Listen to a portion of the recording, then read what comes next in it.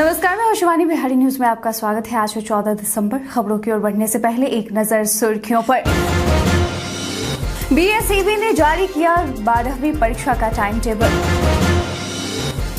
अस्पतालों में 5 दिनों के अंदर डिस्प्ले बोर्ड लगाने के दिए गए निर्देश। नीतीश कुमार ने कहा, बिहार में 2025 का चुनाव तेजस्वी के नेतृत्व में लड़ेंगे। शिक्षा विभाग ने गठित की उच्च स्तरीय समिति।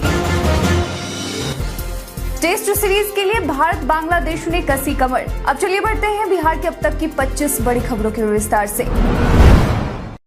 बेल ने 32 रिक्तियों के लिए जारी किया रिक्रूटमेंट नोटिफिकेशन। भारतीय इलेक्ट्रॉनिक्स लिमिटेड बेल ने विभिन्न डिसिप्लिन में प्रोजेक्ट इंजीनियर के कुल मिलाकर 32 पदों के लिए रिक्रूटमेंट नोटिफिकेशन जारी किया है। इन पदों के लिए अगर शैक्षणिक योग्यता की बात की जाए तो संबंधित डिसिप्लिन में 55% अंकों के साथ बीई या बीटेक डिग्री के साथ ही 2 ईयर्स वर्किंग एक्सपीरियंस होना अनिवार्य है।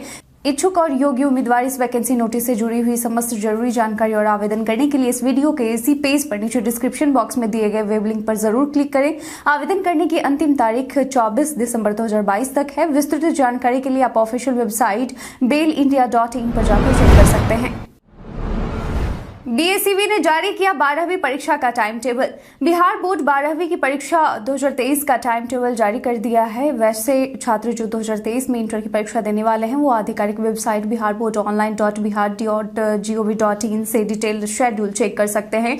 आधिकारिक नोटिस के मुताबिक बिहार बोर्ड 12वीं की परीक्षा 1 फरवरी 2023 से शुरू होगी, जहां 1 फरवरी को मैथ्स हिंदी, 2 फरवरी को फिजिक्स इंग्लिश, 3 फरवरी को केमिस्ट्री ज्योग्राफी, 4 फरवरी को इंग्लिश हिस्ट्री, 6 फरवरी को बायोलॉजी पॉलिटिकल साइंस, 7 फरवरी को हिंदी इकोनॉमिक्स की परीक्षा ली जाएगी। इसी प्रकार बाकी विषयों की परीक्षा तारीख भी आधिकारिक वेबसाइट से चेक किया जा सकता है। बिहारी पहचान में आज हम बात करेंगे अरुण कमल की। समकालीन दौर में जिन कवियों, लेखकों और साहित्यकारों ने बिहार का मान राष्ट्रीय और अंतर्राष्ट्रीय स्तर पर बढ़ाया है, उनमें से एक हैं जाने माने कवि अरुण कमल। अरुण कमल आधुनिक हिंदी साहित्य में समकालीन दौर के प्रगतिशील विचारधारा संपन्न अकाव्यात्मक शैली के ख्यात कवि हैं। साहित्य अकादमी पुरस्कार प्राप्त इस कवि ने कविता के अतिरिक्त आलोचना भी लिखी है, अनुवाद कार्य भी किए हैं तथा लंबे समय तक वाम विचारधारा को फैलाने वाले साहित्यिक पत्रिका आलोचना का संपादन भी किया है। अरुण कमल का वास्तविक नाम अरुण कुमार है। साहित्यिक लेखन के लिए उन्होंने अरुण कमल नाम अपनाया और यही नहीं, यह नाम उनकी स्वाभाविक पहचान बन गया। उनका जन्म 15 फरवरी 1954 ईस्वी को बिहार के रोहतास जिले के नासरीगंज में हुआ था। पेशे से वे पटना विश्वविद्यालय के अंग्रेजी विभाग में प्राध्यापक हैं। वर्ष 2023 में होने वाली परीक्षा से संबंधित महत्वपूर्ण गतिविधियों का जारी हुआ कैलेंडर। बीएसईबी ने विविध परीक्षा से संबंधित महत्वपूर्ण गतिविधियों के लिए प्रकाशित किए जा रहे वार्षिक कैलेंडर 2023 की माहवार या तिथिवार गतिविधियां जारी कर दी हैं, जिसमें माध्यमिक शिक्षक पात्रता परीक्षा STET, सिमुलतला 6 प्रवेश परीक्षा, DLED face to face, DLED संयुक्त प्रवेश परीक्षा, DPED परीक्षा एवं औद्योगिक प्रशिक्षण, उच्च माध्यमिक स्तरीय भाषा हिंदी और अंग्रेजी परीक्षा के अभ्यर्थी या अभिभावक, विद्यालयों या महाविद्यालय या संस्थानों के प्राचार्य, जिला कार्यक्रम पदाधिकारी एवं जिला शिक्षा पदाधिकारी के लिए विविध परीक्षाओं से संबंधित गतिविधियों के लिए जनवरी 2023 से दिसंबर 2023 के लिए तैयार किए गए वर्ष 2023 के वार्षिक कैलेंडर जारी कर दिए गए हैं। तारीख आप बीएसईबी की आधिकारिक वेबसाइट से चेक कर सकते हैं। नए साल में मिथिलांचल को मिलेगा सीएनजी बसों का तोहफा। नए साल में मिथिलांचल के लोगों को सीएनजी बस की सुविधा मिलेगी। इसकी तैयारी विभागीय स्तर पर शुरू कर दी गई है। बिहार राज्य पथ परिवहन निगम के प्रशासक और क्षेत्रीय प्रबंधक शंकरानंद झा ने बताया कि नए साल में पथ परिवहन निगम की ओर से 1 दर्जन सीएनजी बस विभाग के स्तर दरभंगा को दिए जाने का आश्वासन मिला है। बिहार राज्य पथ परिवहन विभाग इन बसों को विभिन्न मार्गों पर चलाने पर विचार कर रहा है। क्षेत्रीय प्रबंधक ने बताया कि अब तक की जो योजना है उसके मुताबिक सीएनजी बस दरभंगा से कुशेश्वर स्थान, दरभंगा, मुजफ्फरपुर के अलावा मधुबनी, सहरसा, समस्तीपुर और जयनगर रूट में तत्काल चलाई जाएगी। इसका टिकट काउंटर से लिया जा सकेगा। सीएनजी बस 45 सीटों की होगी। इसके लिए सीएनजी फ्यूल पंप भी दरभंगा डिपो में लगाने की बात चल रही है। पर्यटन की दृष्टि से बिहार के 6 शहर जहां आपको एक बार जरूर जाना चाहिए। बिहार भारत का एक ऐसा राज्य है जो अपने समृद्ध विरासत तथा ऐतिहासिक महत्व के लिए काफी प्रसिद्ध है। इस राज्य में ऐसे कई सारे पर्यटन स्थल मौजूद हैं जो इतिहास के साथ साथ आज के वर्तमान समय से सामंजस्य को महत्व देते हैं। आज हम आपको ऐसे ही 6 ऐतिहासिक शहर के बारे में बताएंगे। पहला, सीतामढ़ी। इस क्षेत्र में माता सीता का एक बेहद ही खूबसूरत और भव्य मंदिर स्थित है जो सीतामढ़ी के पुराना क्षेत्र में बनाया गया है। दूसरा, नालंदा। इस जिले में प्राचीन रूप से निर्मित नालंदा विश्वविद्यालय पर्यटक स्थल राजगीर और पावापुरी अपने खंडहरों के लिए विश्व प्रसिद्ध हो गए हैं। बिहार का एक खूबसूरत गांव वैशाली पर्यटन स्थलों में प्रसिद्ध है। यहां पर भगवान महावीर स्वामी का जन्म भी हुआ था। बोधगया बिहार के प्रसिद्ध जिलों में से एक है जो कि बौद्ध धर्म के लिए महत्वपूर्ण माना जाता है। यहाँ भगवान बुद्ध ने ज्ञान की प्राप्ति की थी। दरभंगा बिहार के प्रसिद्ध पर्यटन स्थलों में से एक है। इसे मुख्य रूप से बिहार की सांस्कृतिक राजधानी कहा जाता है। अस्पतालों में 5 दिनों के अंदर डिस्प्ले बोर्ड लगाने के दिए गए निर्देश। बिहार सरकार ने सभी मेडिकल कॉलेज और सदर अस्पताल में अगले 5 दिनों में डिस्प्ले बोर्ड लगाने का निर्देश दिया है। दरअसल यह डिस्प्ले बोर्ड मरीजों की सुविधा के लिए लगाए जा रहे हैं। आपको बताते चले कि मरीज अक्सर अस्पताल आते हैं और उन्हें किसी भी प्रकार की जानकारी लेने में काफी समस्या होता है। मिशन 60 के तहत डिस्प्ले बोर्ड में ओपीडी, आईपीडी की रोस्टर ड्यूटी, अस्पताल में दवा की उपलब्धता, इमरजेंसी वार्ड में बेड, ऑक्सीजन और रेफरल तथा हेल्पलाइन नंबर भी डिस्प्ले किए जाएंगे। मरीजों की परेशानियों को देखते हुए राज्य सरकार ने यह फैसला लिया है। गांधी मैदान में इस दिन से हो रहा सरस मेला का आयोजन। बिहार का सरस मेला पटना के गांधी मैदान में 15 दिसंबर से 29 दिसंबर तक आयोजित होने जा रहा है। आपको बता दें कि बिहार का यह मेला उद्यमिता से सशक्तिकरण की थीम पर आधारित होगा। दरअसल इस मेला की यह खासियत है कि यह मेला परंपरा, संस्कृति, स्वाद और हस्तशिल्प को अपने अंदर संजोए रहता है। इस मेले की शुरुआत वर्ष 2014 से हुई थी। इस मेले को बिहार में देश के हर राज्य से स्वदेशी उत्पाद, संस्कृति और परंपरा को प्रोत्साहित करने के उद्देश्य से लगाया जाता है। मेले में पारंपरिक भोजन के स्टॉल, जीविका दीदी के रसोई के स्टॉल और बच्चों के लिए फन जोन के आकर्षण केंद्र भी होते हैं। अब 5 मिनट में यहाँ मिलेगा भूमि के खतियान। जमीन का खतियान की नकल के लिए अब परेशान नहीं होना पड़ेगा, क्योंकि पहले वाली व्यवस्था में अब जल्द ही बदलाव किया जाएगा, जिसकी पहल पटना जिले से शुरू कर दी गई है। मालूम हो कि पहले की व्यवस्था में भूमि के खतियान के लिए कई दिनों तक इंतजार करना पड़ता था, लेकिन अब कुछ ही मिनट में आपको उपलब्ध करा दिया जाएगा। दरअसल पटना रिकॉर्ड रूम में रखे गए सभी खतियान एवं कागजात का डिजिटलाइजेशन किया जा रहा है। हालांकि यह सुविधा अगले साल में मिलेगी। गांधी मैदान स्थित पटना सदर ब्लॉक में जिला रिकॉर्ड रूम को संचालित किया जा रहा है। यहां पटना जिले के 23 अंचलों की जमीन का खतियान रखा हुआ है।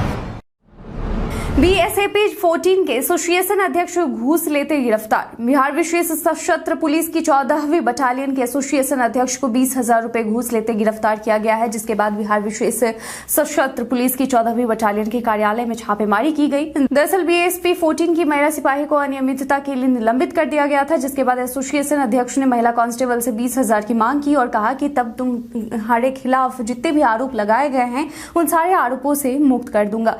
इसके बाद इस पूरे मामले की जानकारी महिला सिपाही ने निगरानी विभाग को दे दी, जिसके माध्यम से एसोसिएशन अध्यक्ष और उसके साथी सिपाही को निगरानी विभाग ने दबोच लिया है। नीतीश कुमार ने कहा बिहार में 2025 का चुनाव तेजस्वी के नेतृत्व में लड़ेंगे। महागठबंधन की सरकार बनने के बाद मुख्यमंत्री नीतीश कुमार अक्सर जनसभा को संबोधित करते हुए यह कहते हैं कि अब युवा प्रतिभाओं को बढ़ावा देना चाहिए, या फिर उन्होंने कई जनसभाओं में यहां तक कह दिया कि वो तेजस्वी यादव को आगे रखना चाहते हैं। इस बीच बिहार के मुख्यमंत्री नीतीश कुमार ने एक बड़ा ऐलान कर दिया है। उन्होंने कहा कि 2025 का विधानसभा चुनाव तेजस्वी यादव के नेतृत्व में लड़ा जाएगा। साथ ही नीतीश ने यह भी साफ कर दिया है कि वे प्रधानमंत्री पद के उम्मीदवार नहीं है। महागठबंधन विधानमंडल दल की बैठक खत्म होने के बाद नीतीश ने यह बयान दिया है।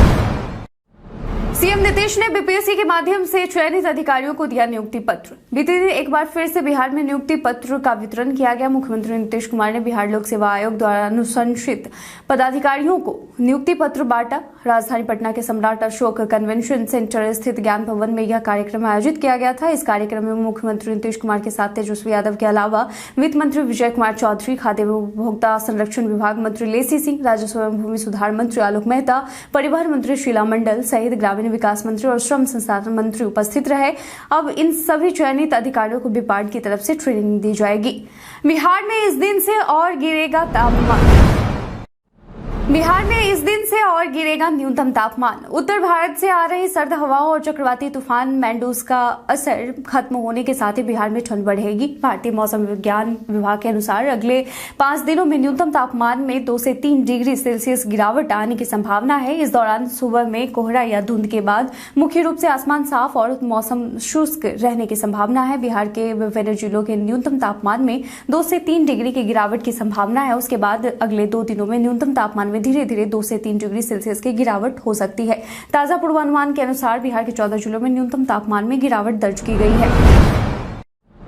बीएसएससी सीजीएल का एडमिट कार्ड हुआ जारी। बिहार कर्मचारी चयन आयोग बीएसएससी ने स्नातक स्तर संयुक्त प्रतियोगी परीक्षा 2022 के लिए प्रवेश पत्र जारी कर दिया है। आवेदन करने वाले सभी उम्मीदवार bssc.bihar.gov.in आधिकारिक वेबसाइट से अपने हॉल टिकट डाउनलोड कर सकते हैं।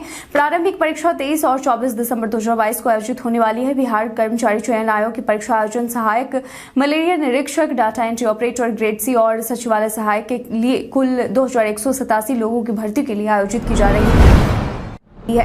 बिहार बन रहा पर्यटकों का नया आकर्षण केंद्र, सैलानी द्वारा किया जा रहा इस जगह को पसंद। कोरोना के बाद बिहार में घूमने वाले पर्यटकों की संख्या में लगातार वृद्धि हो रहा है। कोरोना से पहले वर्ष 2019 में देशी पर्यटकों की संख्या 3.40 करोड़ थी और विदेशी पर्यटकों की संख्या लगभग 11 लाख थी। जब कोरोना काल शुरू हुआ तो पर्यटकों की संख्या में कमी आई, लेकिन वर्ष 2022 सितंबर में धीरे धीरे पर्यटकों की यही संख्या बढ़ती नजर आ रही है। राज्य में बढ़ते पर्यटकों की संख्या देख राज्य सरकार ने सभी सर्किट को विकसित करने का निर्देश दिया है और पर्यटकों के लिए सुविधाओं को बढ़ाने की योजना बनाई है, जिनमें कैफेटेरिया, खाने पीने की दुकानें, विश्राम स्थल और प्राथमिक चिकित्सा और शौचालय की सुविधा जैसी चीजों को दुरुस्त करने का निर्देश दिया है। सूबे में विश्व स्तरीय सुविधा तक देने की बात कही गई है। साथ ही साथ 160 पर्यटन स्थलों को भी विकसित करने की बात कही गई है। शिक्षा विभाग ने गठित की उच्च स्तरीय समिति। बिहार में शिक्षा विभाग ने विश्वविद्यालय के छात्रों की परेशानियों को दूर करने के लिए उच्च स्तरीय समिति गठित की है। यह समिति विभाग को ठोस पहल करने का विकल्प देगी। शिक्षा विभाग के उच्च शिक्षा के निदेशक की तरफ से जारी एक पत्र में स्पष्ट किया गया है कि राज्य के कई विश्वविद्यालय में छात्र पीछे चल रहे हैं। सत्र पीछे चलने से छात्र समय पर अपनी डिग्री पूरी नहीं कर पा रहे हैं। शिक्षा विभाग द्वारा जिस समिति का गठन किया गया है उसके संयोजक पाटलिपुत्र विश्वविद्यालय के कुलपति आर.के. सिंह को बनाया गया है। इसके अलावा उच्च शिक्षा निदेशक और उप निदेशक रैंक के पदाधिकारी सदस्य सचिव होंगे। जो सदस्य सचिव होंगे उन्हें मंत्री द्वारा यह निर्देश दिया गया है कि यह सभी सदस्यों से सामंजस्य बैठाकर एक सप्ताह के अंदर बैठक आयोजित करके अधिकतम 10 दिनों में प्रतिवेदन समर्पित करेंगे, ताकि उसे मुख्यमंत्री और राज्यपाल के संज्ञान में लाकर सत्र नियमितीकरण की दिशा में कुछ सकारात्मक कदम उठाया जा सके। जदयू राष्ट्रीय अध्यक्ष ने बिहार के 2 मंत्रियों को दी बड़ी जिम्मेदारी। जदयू के राष्ट्रीय अध्यक्ष ललन सिंह ने बिहार के ग्रामीण विकास मंत्री श्रवण कुमार को उत्तर प्रदेश जदयू का प्रभारी बनाया है, जबकि बिहार के भवन निर्माण मंत्री अशोक चौधरी को झारखंड जदयू का प्रभारी बनाया है। इसके लिए पार्टी ने नोटिफिकेशन जारी कर दिया है। नोटिफिकेशन में बताया गया कि जनता दल यूनाइटेड के राष्ट्रीय अध्यक्ष राजीव रंजन सिंह उर्फ ललन सिंह ने तत्काल प्रभाव से बिहार के ग्रामीण विकास मंत्री श्रवण कुमार को जनता दल यूनाइटेड के उत्तर प्रदेश इकाई का और बिहार के भवन निर्माण मंत्री अशोक चौधरी को जनता दल यूनाइटेड के झारखंड इकाई का प्रभारी नियुक्त किया है।